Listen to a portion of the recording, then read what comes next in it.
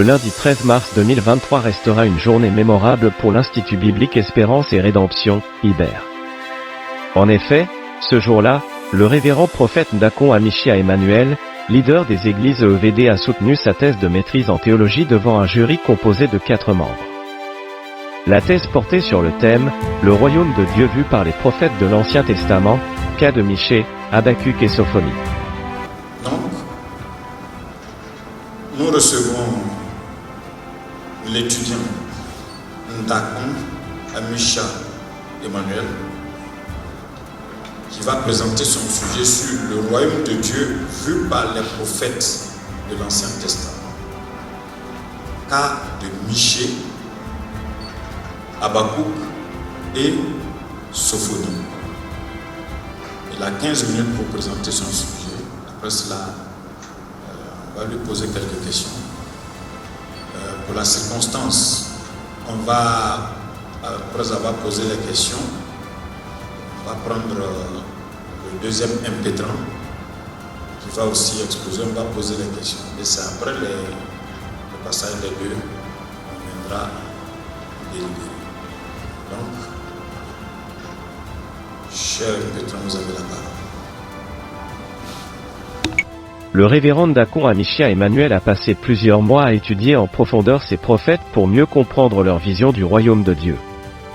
La soutenance a commencé à 10 heures précises, avec la présentation de la thèse par le révérend Emmanuel.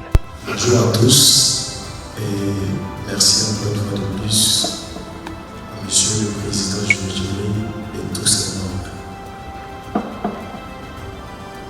Exposé de soutenance de mémoire de maîtrise, Monsieur le Président du jury, Mesdames et Messieurs les membres du jury, nous vous remercions d'avoir bien voulu prendre connaissance de ce travail et d'être venus le discuter en ce jour. Nous remercions également tous ceux qui nous ont fait l'amitié d'assister à cette soutenance. Le mémoire que nous avons l'honneur de soutenir aujourd'hui s'intitule « Le royaume des dieux vu par les prophètes de l'Ancien Testament », cas de Michée, Habacuc et Sophonie. Nous présentons ce sujet de maîtrise théologique dans le cadre de la formation publique et pastorale effectuée à l'Institut biblique Espérance et Rédemption dénommé IBER. Ce dernier a exposé ses idées avec clarté et précision, démontrant ainsi une maîtrise parfaite de son sujet. Ce que le point de vue du royaume de plusieurs prophètes de l'Ancien Testament diffère. Cependant, notre sujet est porté sur le cas de Michée, Sophonie et Habacuc. Ainsi donc, nous parlerons d'abord de l'approche définitionnelle des termes. 1. Le royaume des dieux. Le royaume des dieux est localisé là où Dieu est reconnu, adoré et servi selon 1 Pierre 2, 9. Cependant, Dieu créa les cieux et la terre et tout ce qui renferme, notamment le premier couple pour en faire d'eux les gestionnaires des biens de son royaume terrestre, qui par leur désobéissance à Dieu ont perdu le contrôle de la terre. Cette volonté parfaite de Dieu qui était faite dans les cieux comme sur la terre ne fait plus partie sur eux, comme faite dans les cieux, d'où l'urgence de la restauration du règne de Dieu sur la terre, selon Matthieu 6, 33. Les prophètes. Le mot prophète vient de l'hébreu. Testament signifie alliance. Ce que les chrétiens appellent Ancien Testament plutôt, provient d'un ensemble de textes sacrés juifs rédigés par sa grande majorité à l'origine en hébreu et qui nous est parvenu sous forme de copie. Ensuite, le royaume des dieux vu par les prophètes de l'Ancien Testament, cas de 1 du royaume de Dieu vu par Michée. Le prophète développe une inspiration d'idées complexes, de jugement, d'espérance et d'espérance. Cependant, une promesse de restauration accompagne l'avertissement du jugement qui est l'état descriptif glorieux du royaume de Dieu selon Michée 2,13. Il décrit une importance capitale d'un centre gouvernemental de ce peuple. Ce sera la montagne de Sion où le roi sera établi. Ainsi, pour capitale, Jérusalem, du roi de gloire. Le royaume de Dieu vu par Habakkuk. Habakkuk, affligé par la souffrance que vit le peuple par ses ennemis, le conduira à un dialogue entre lui et Dieu par des questionnements sans réponse dans un premier temps, mais celui-ci continuera d'importuner Dieu. Selon Habakkuk 1,12, sans relâche, il finira par obtenir une réponse de Dieu, ce qui le fortifiera dans cet écrit. L'Éternel est dans son saint temple, que toute la terre fasse silence devant lui. Habakkuk 2, 20. Enfin, le royaume de Dieu vu par Sophonie. Le prophète Sophonie dépeint le royaume, annonce un jugement terrible de l'Éternel sur la terre, sur Juda, sur les nations environnantes, sur Jérusalem et sur toutes les nations. Ensuite viennent les déclarations, les bénédictions de l'Éternel sur toutes les nations et particulièrement sur ceux d'entre son peuple de Juda restés fidèles. Dieu est plein de bonté et de compassion. Mais lorsque tous ces avertissements sont ignorés, il faut s'attendre au jugement. Le jour du jugement de Dieu est mentionné fréquemment dans les Écritures. Les prophètes appelaient le jour de l'Éternel. Ils faisaient référence de divers événements tels que la chute de Jérusalem comme étant des manifestations du jour de l'Éternel dont chacun annonçait et pointait vers le dit jour de l'Éternel. Sophonie 1, verset 1 à 7. Honorable membre de jury, cher pasteur, au terme de notre analyse, nous espérons que notre recherche à ce sujet sera utile, voire important à l'humanité, à court et à long terme. Nous vous remercions pour votre attention et Dieu vous bénisse.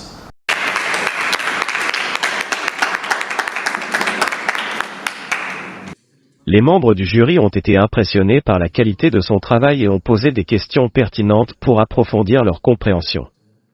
Le révérend Dacon Amichia Emmanuel a répondu avec assurance et conviction, montrant ainsi sa connaissance approfondie des textes bibliques.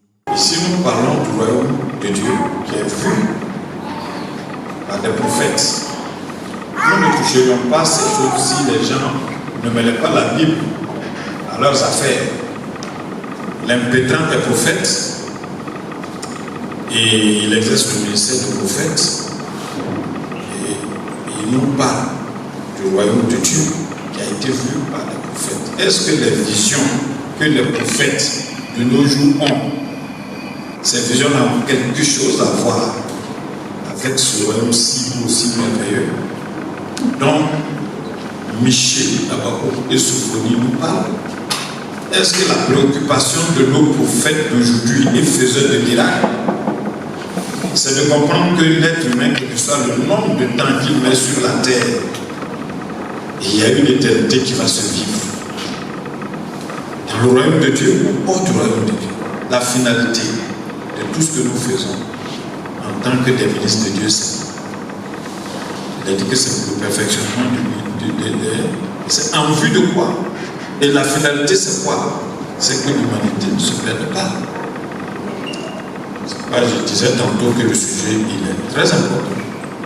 Mais savoir que Michée, Habakkuk et Sophonie en parlent, comme ce travail nous le présente,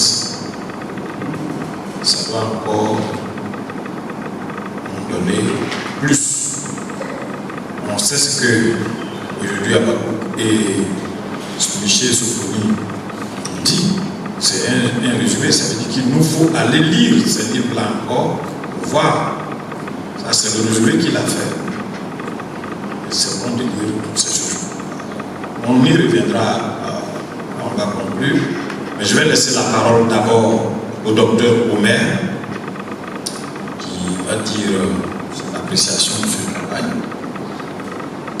Puis après, on va laisser son encadreur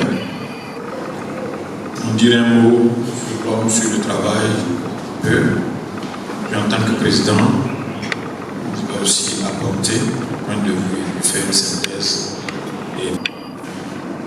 Merci, docteur, pour cette opportunité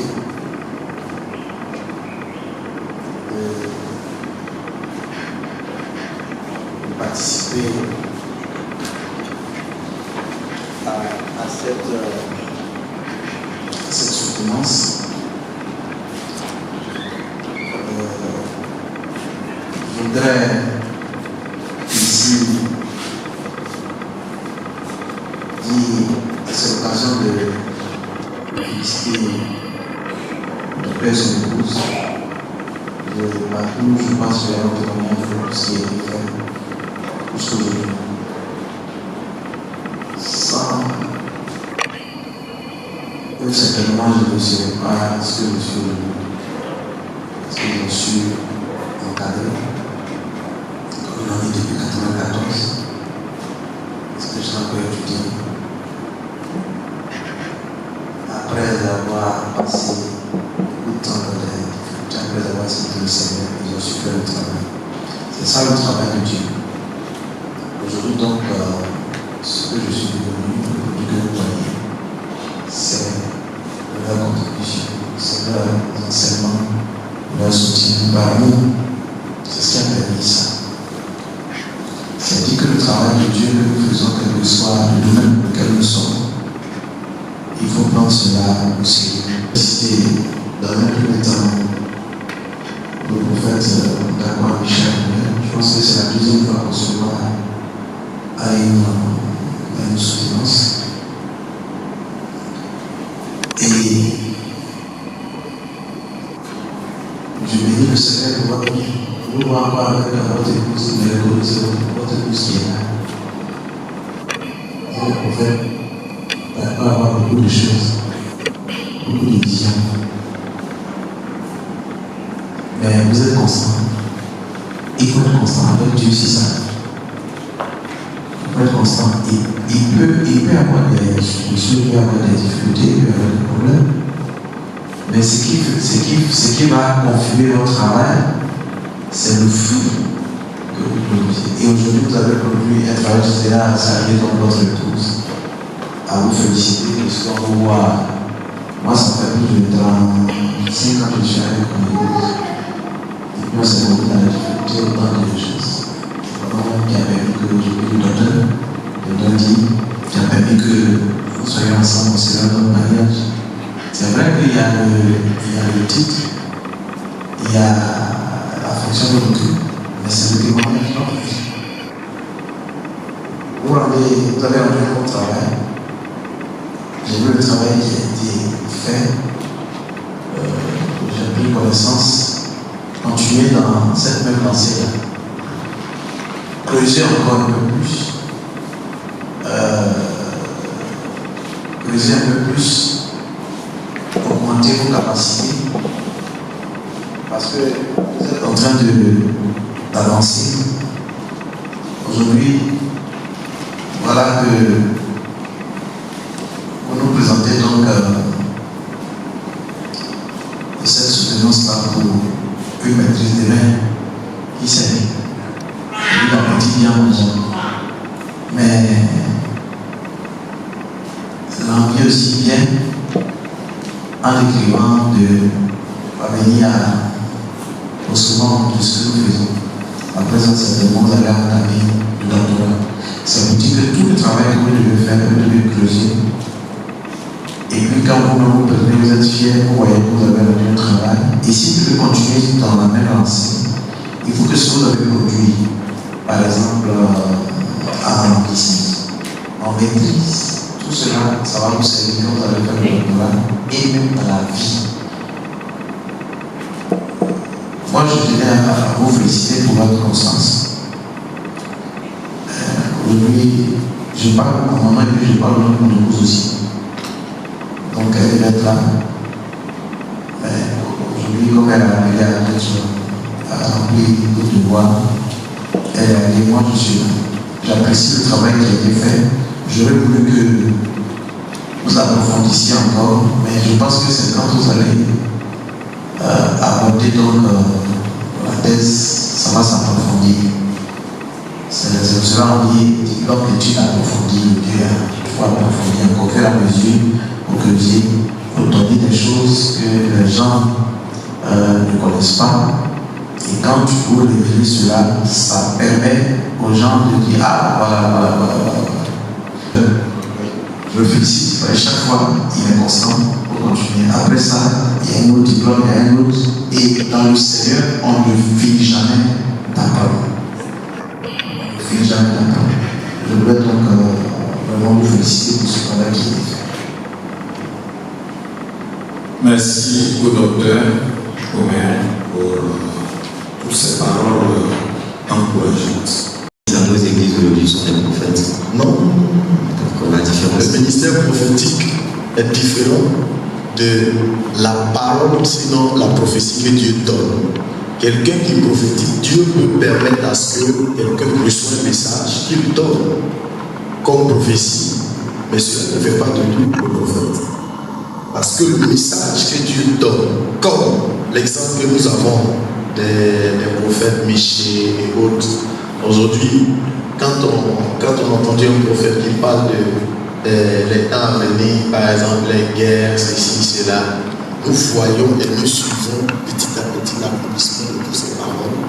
Alors, le prophète, c'est un ministère, or la prophétie, c'est un don.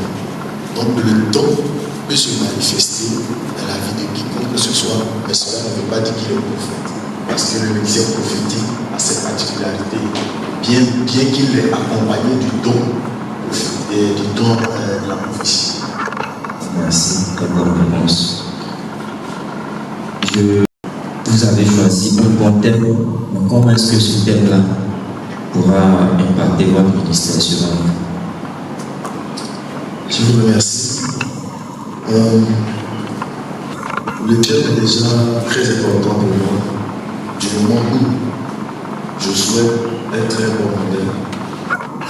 Alors, pour mieux approfondir ce modèle dont je souhaite devenir, il fallait quand même se pencher sur le thème pour permettre à certaines critiques, à certains apports me permettre d'être, je vais dire, un prophète de qualité, parce que c'est un ministère qui est quand même beaucoup abaissé, qui est dans un sens, je peux dire, un peu qui divague.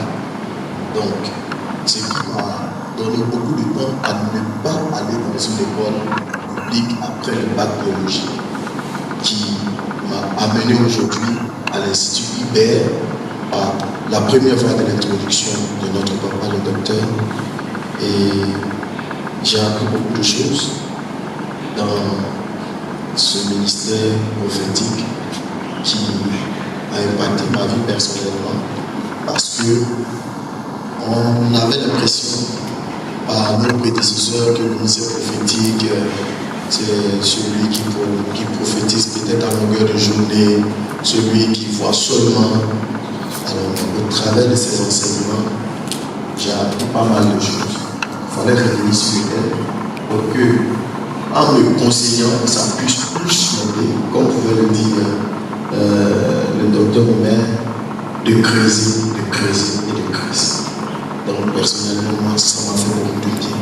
Et je crois que ça m'a fait beaucoup. Tout mes encouragements, et surtout vous devez savoir que ce thème doit impacter votre ministère, non seulement dans le sens spirituel, mais aussi social, comme nous avons dit tout à l'heure. Voilà. Tout en sachant que les prophètes, la Bible, en réalité, ils ont déjà tout prophétisé. Voilà. Nous devons travailler à l'accomplissement de ces choses, comme c'est. Le jury a ensuite délibéré pendant 1 heure avant de rendre leur verdict. La mention très bien a été attribuée au révérend Emmanuel pour la qualité exceptionnelle de son travail.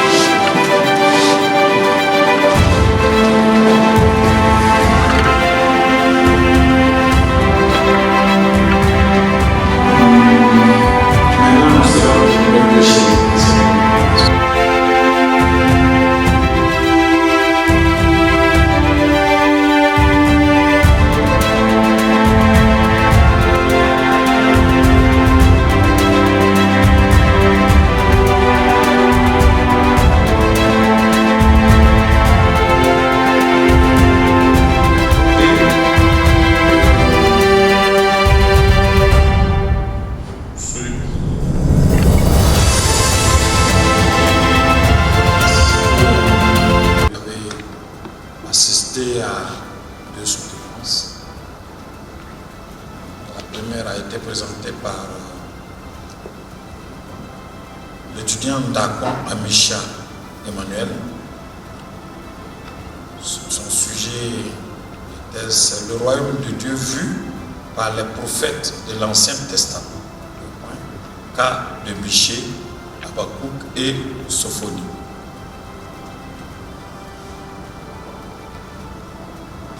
Et donc, après délibération du jury, je vais dire les notes, l'une après l'autre, les mentions, après l'autre, à l'unanimité, les membres du jury ont attribué la note de 18 à l'étudiant Ndakon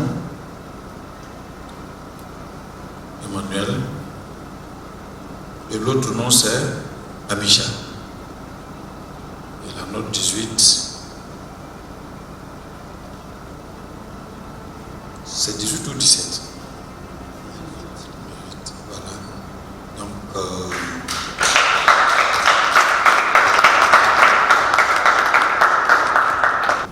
Donc, la mention, c'est mention très bien. La salle a alors éclaté en applaudissements pour féliciter le révérend pour cette réussite exceptionnelle. Les filles et fils du révérend Emmanuel l'ont également félicité et lui ont témoigné leur admiration. Le révérend Ndakon Amisha Emmanuel a exprimé sa gratitude envers Dieu et tous ceux qui l'ont soutenu dans cette entreprise. Il a également exprimé sa reconnaissance envers les enseignants de l'Institut Ibert pour leur soutien et leur encadrement tout au long de sa formation. Cette journée restera gravée dans les annales de l'Institut Ibert comme une journée de fierté et de célébration. Le révérend Ndakon Amisha Emmanuel a fait honneur à toute l'Église EVD et a prouvé que la persévérance et le travail acharné peuvent mener à des résultats exceptionnels. Dieu vous bénisse abondamment. Honorables membres du jury, chers pasteurs, au terme de notre analyse, nous espérons que notre recherche à ce sujet sera utile, voire important à l'humanité, à court et à long terme. Nous vous remercions pour votre attention. Et Dieu vous bénisse.